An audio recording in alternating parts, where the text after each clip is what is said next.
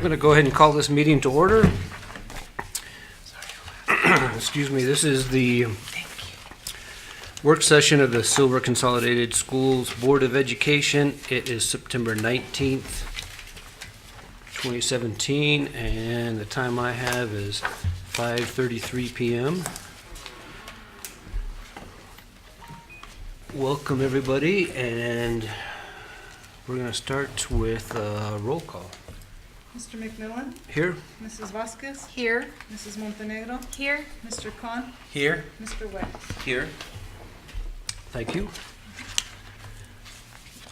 From what I understand, we're going to, there's two items on our agenda, and the district wellness policy, and Miss Alicia Edwards had to run home to get some more documentation, so we're going to move forward and ask Ms. McCain to present the budget training first. Ms. McCain, will that work for you? Yes, that's fine. Up there in the stack that was on your desk when you got there is the printout, and I also have some printouts over there, and it's the basics for budget reading.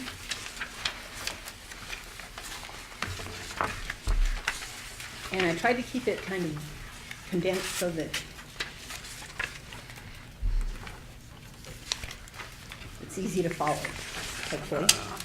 So this basics for budget reading? Yes. Okay. Everybody find that copy? It was close to the bottom, if not at the bottom. Okay. And the lead page actually corresponds with the red arrows that are on the actual budget that I printed out for you. Okay. First of all, the first part of the budget is when we're actually requesting a budget in our system, you have to give it a date range. And that's important because you want to make sure that you're looking at the data that you're wanting to look at, whether it's current or historical data. And then in reading your budgets, you have to understand, what the information that's being displayed to you is. And I've gone through it by the column headings to try to explain, what each of the headings contain. And the first heading is your adjusted budget column, which contains your original budget, which is our initial budget approved by PED. And then any adjustments to that are keyed are also ones that have been approved by PED and yourselves. And that would be a change from the initial budget. Then in the next column, it's the range to date activity. And so that would be, in this case, the month to date activity of what has happened on these account lines during the month of August. And these are all the expenditures that have been reported. Your year-to-date column is, as it's states, it's from your fiscal beginning, year in beginning, to the current date that's in your ending date on your report that you have specified. Your encumbrance column is all of the monies that have been set aside, whether it's through payroll, in the contracts that we have in place already for our employees, and a lot of them also include the increments. If they are tied to an employee, then that is also encumbered. And along with those contract salary amounts are the benefits that are encumbered as well. On the accounts payable side of things, anything that has been entered on a purchase order but not yet paid is going to be in the encumbered column, because basically those are the funds set aside because we know we are going to be paying those expenditures in the near future. Okay. And then arrow number 3, it goes in to show the subtotals by function, and each of your functions contains information based on different areas of the school. Our function 1000 is for your expenses that are incurred for activities dealing directly with the students. That's in the classroom. That includes teacher salaries and IA salaries. That includes student travel, student supplies, everything that is directly impacting the interaction between students and teachers. Under function 2100, which there's not an arrow for, but they go sequentially on the report, are any expenditures that are incurred for guidance and ancillary services. And that's salaries, benefits, supplies. If we have to have contracted services for our ancillary, that would be included in that function as well. And then function 2200 is library and library and media services, and also your assessments. Function 2300 is general administration. That includes the office of the superintendent and school board activity. Any expenditures that we spend in that area would be captured there. Under function 2400, that's school administration. That is actually the office of the principal. That includes any expenditures, salary and benefits, and supplies for the principal and his secretary. His or her secretary, I should say. Function 2500, central services, includes any expenditures for the business office and human resources. Under the function 2600, operation and maintenance of plant, those are the expenses that are incurred to clean and maintain the schools and the grounds and all of our facilities and equipment. Under function 2700, it's student transportation. This one, you would think would encompass a lot, but it does not, because we have an actual separate fund for student transportation. But there are occasionally times when we need to spend operational dollars. If we don't have enough in the transportation budget, we've been known to pay the transportation secretary's salary out of there, or at the time, associate superintendent that we had in charge of transportation, sometimes their salary comes out of there if there's not enough in the transportation budget to cover those. And then function 2900 is other support services, and that is for truly unique items. You know, if you had a tax liability or penalty or some kind of a litigation settlement, I rarely see anything in that function, other than the PED requires us to keep a certain dollar amount. I think it's 75% of our prior year cash balance has to be set aside there for emergency, and it stays there each and every year. And then each of the functions is subtotaled, and those subtotals must remain positive by PED requirements. If we go negative in any of those, we have to do a budget adjustment and move monies from another function into that function to cover it, because that's an audit finding if we don't keep all of those functions in a positive balance. And then, of course, our final number, number 4, the grand total, is your budget available. And that is everything, what your initial budget that you have, minus any expenditures, any encumbrances that have yet to been paid, and that is the available monies that we have available to take us through the end of the school year. And of course, if this amount is negative, you've overspent your budget, and that's not a good thing. And that's my budget reading 101. Thank you. Questions from the board? Mrs. McCain, Yes, just ma'am. out of curiosity, that last item 2900 that is required to be there, and it's put there at the end of the year, and it has to stay there, It's that's in for your- forever? It's in your initial budget. When you build a budget, they require you to fund that line. I've never seen it move, any money's moved out of that line. I believe it's kind of so you'll never have a negative balance, or, you know, your budget should never go below 0, because you always have that amount set aside in there. So is that 75% of our budgeted Cash. cash? Your Or prior year- actual? Our budgeted cash. Okay. So I think I've confused myself. It has nothing to do with the 1,034,000 that we had at Right. the end. It Well, has nothing to do with that. It does yes, it does, because your budgeted cash, they don't ever let you budget your entire cash balance, because at the point you're building your budget, you don't know what your cash balance is gonna be, because you're still in that year spending money. So they take an estimate of what they think your budgeted cash is gonna be, and they make you take 75% of that and set it aside. Okay.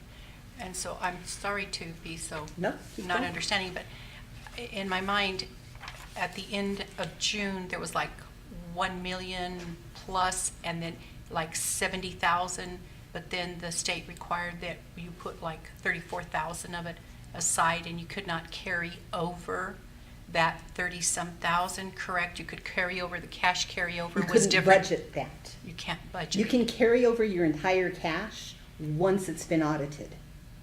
But when you're building a budget and submitting it to the state in April and May. Well, we haven't completed all of our expenditures, so you don't know what your true cash number is gonna be. They create an estimate based on what your trend has been and where your cash is right now. And of that estimate, they have you put 75% of that in this account line. Okay, and so in this specific year, where we just ended June 30th, there was a cash balance of like 1,077,000, but you were not allowed to carry over all of that cash, a majority of it, but you were not allowed to carry over like 34,000 of it, You right? budget a portion of it, and that's in your initial budget. And then once you're audited and they say, yes, you did have 1,070,000 left, then you can budget the additional amount, whatever is left. So say you have 1,070,000, they'll let you budget 900,000, which is basically carrying it over into your new year. And then once they audit cash and they do come up with the same cash amount that you do, then you can add that difference into your cash carryover. Oh, okay. But you've already had the bulk of it in your main budget when you're building your new budget. Okay. Okay. So then for the current year, where we had 23,098,000, that does not include the 1 million. Part of it. It does include part of the carryover. Yeah. So what we're looking at as our budget for the current year wasn't only the SEG, it's what was carried over from the previous year. Part of it, yes. The part Thank that they you. approve. Thank you. Any other questions from the board? Thank you for setting up this training. It was very well planned and easy to follow, so thank Okay. you, Michelle. Thank you. Thank you. Next on our agenda for the work session is going to be Miss Alicia Edwards and the district wellness policy. We will be finished with this at some point. I put a pile of papers in front of you earlier, and now I'm adding one more thing to it. The defining characteristic of them is they have this dark green bar on most of them. In addition to the packet that we got? Yes, this actually replaces the packet that Okay. we got. Oh, it does. Oh. So we don't have to look at what was You in the don't have packet. to look at what was in the Okay. packet. Thank We you. actually, we made these changes after you got your packet.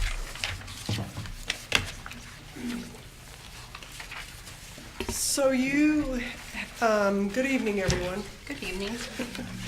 You have in front of you the school district wellness policy, social and emotional well-being, and school district wellness policy, health services.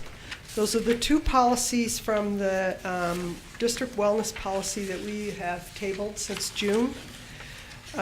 We did meet with the SHAC this past week and go over these items as you asked us to do, and the corrections or suggestions that we made are in green, and I'm sorry, my printer made that green a lot darker than it was on my monitor, so it's a little hard to read. But under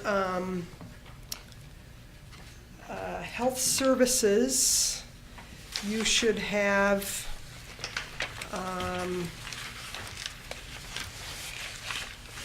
a page that says, and I'm sorry, I have, mine are really mixed up. So I don't know what happened to these papers, but,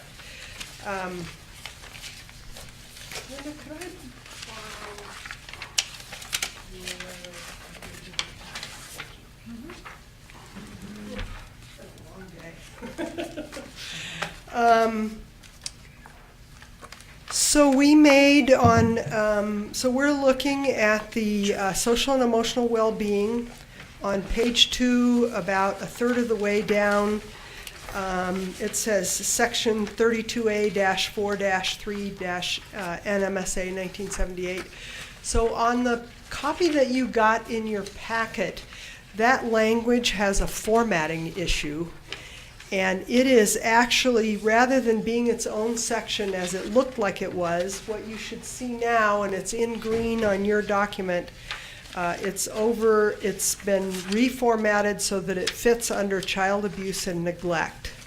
And that is simply a citation of the New Mexico law that says that you have a duty and responsibility to report child abuse. And then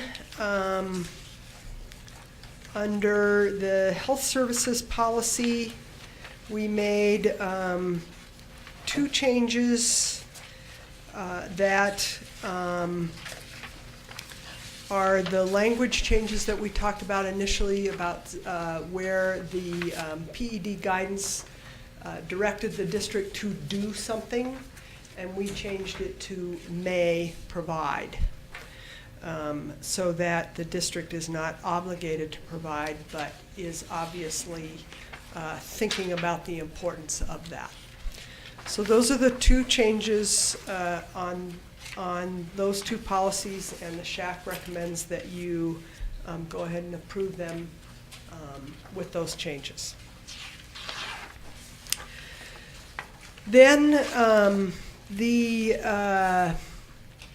PD, so once the wellness policies were turned into PED after the June 30th deadline, then Jimmy Thompson, who is the head of the section of PED that is in charge of these wellness policies, her job was to go through and evaluate them all with the PED rubric, of which you have a copy. And I received the PED rubric for the Cobre wellness policy last week. And in reviewing the deficiencies that she cited on the Cobre policy, there were 2 that were also, that you're going to get dinged on if we don't fix tonight. And so the first one is, and you have a copy of each page in front of you. The first one's on page, in the actual wellness policy document, it appears on page 3. The language is in green about halfway down the page. It says the Silver Consolidated School District School Wellness Policy will be available on the district website. So even though we discuss this every time we've talked about it, what PED wants is to have it in the policy where people can get it, and I neglected to put that language in.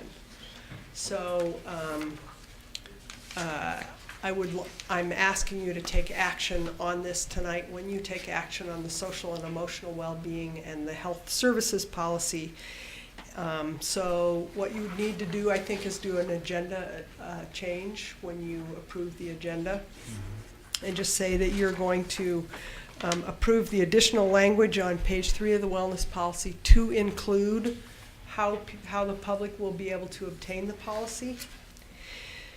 And then the other item appears on page 25 of the wellness policy. You have that page in front of you. There's a little green bar there. And we're adding 2 words here. So in the original PED language, this paragraph did not have in it that it is required, 1 unit of PE is required for graduation. Even though they had all the other language about it, they neglected to put in the word for graduation. So now they're dinging the wellness policies for not actually saying for graduation. So what we did was add 2 words for graduation so that the section would read that the school district requires 1 unit of PED for graduation, which is required by PED and New Mexico state law. SB 122. Which is at the end of that sentence, and you can go look at it if you want to. I stand for questions. Any questions from the board? I don't know that I have a question. It's just been an overwhelming policy to me from day one. Yep.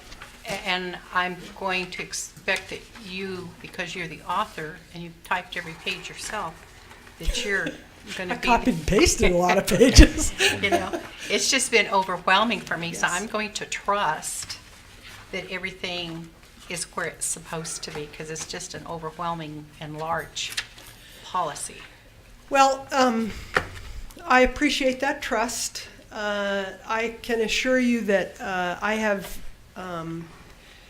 entered this process with the very best of intentions and created this policy. You know, I use the PED guidance document, and that is what they produced for school districts to go through this process. And so I'm pretty confident that it's a document. It's a document that will both protect you and the students, and gets across what we wanted to get across in terms of wellness policy. I will say that, so my expectation is that as soon as, so what will happen is I'll make these corrections, I'll get it to Linda, and then what will happen is the wellness policy will go to Jimmy Thompson at PED, and then she'll evaluate it. And if there are any deficiencies, we'll get it back and I'll fix it. I mean, that's the best I can say. If the PED does find deficiencies, I'll fix them immediately. So then this still is not to be published on the website yet until it's approved by PED? No, it can be published now. And so I will finish up that work. So at the same time I submit this final copy to Linda, I'll submit a copy to Ben for him to put on the district website. Now there is one other thing that I would mention very quickly. Jimmy, in the process of, you know, talking about these corrections and talking about the wellness policy and the deficiencies that the Cobre wellness policy had, and keep in mind that the Cobre wellness policy is different than yours because they don't contract with NMSBA for their policy work. They have a private policy writer. Jimmy sent me a sample wellness policy from another district in the state, and it is so much better than this. I just can't even tell you how much better it is than this. It's simple, it's easy to read, it's not all this jargony stuff, and PED approved their wellness policy. And so at some point in the implementation and evaluation processes, you know, as I've said, then what will happen this year is we'll begin the evaluation of of evaluating how much the school district is in compliance with all these policies. And so once we start that process, I will come back to you at some point with a different document entirely, probably more towards the end of this school year, that's more like Grady's document, easier to read, very easy for anybody, you, an administrator, anybody to look at and see what the policy actually is, and replace this very bulky document with that more readable policy document. Thank you. Other questions?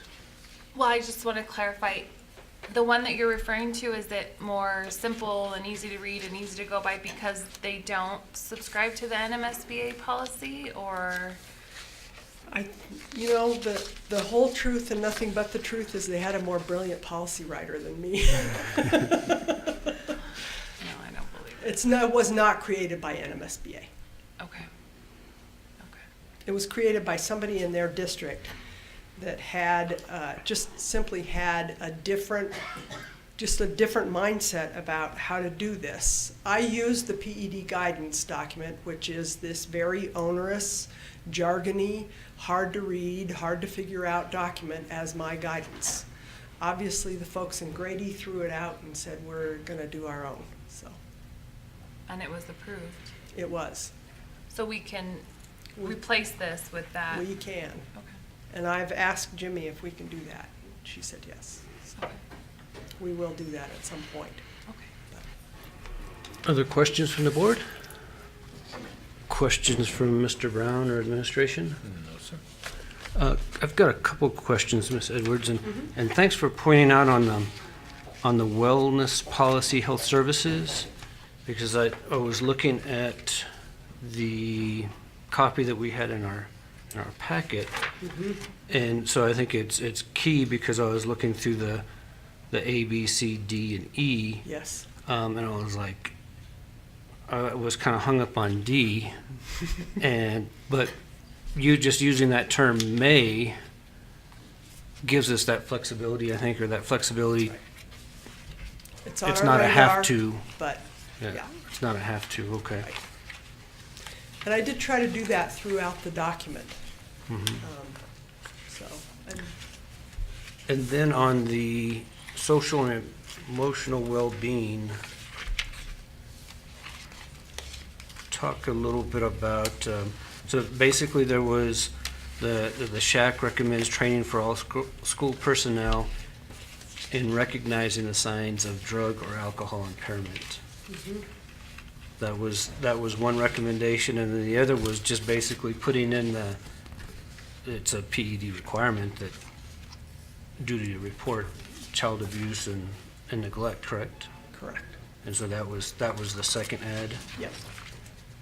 And then further down, then the SHAC again, it may choose to provide support. So that bottom paragraph is speaking to what's presented above, I guess, different ways that it may be Yes. implemented. And then, and again, the may language so that the district is not obligated, but should you choose to provide that will. And almost all of these things, the district is providing in some fashion. Right, okay. And then those were the two that we had to address that had been tabled. And then you're suggesting that maybe we look at amending our agenda to include, Approval of these two language additions. how the public will access the policy. Okay. If you don't, essentially what will happen if you don't amend the agenda to address these two other pieces, what would happen is the wellness policy would be submitted to PED. They would do their evaluation. They would find you deficient in those two areas. So this is just to head that off, basically. Since we're sending them a new copy anyway, we've addressed these two things they know they're going to ding us on. Okay. I think that's all the questions I have. Any other questions from admin or board members? Well, I really appreciate your patience through this process. Thank you for your Yes. your help in getting us there. That completes our work session agenda. I'll entertain a motion to adjourn. So moved. Got a motion. Do we have to adjourn? Do we have a second? Second? Thank you. All those in favor of adjournment signify by saying aye. Aye. That motion passes. Thank you.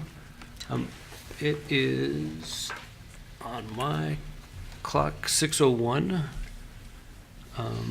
Just like to take maybe just a couple of minutes, no more than 5 minutes, and then we'll start our regular work session or regular meeting at about 6:05.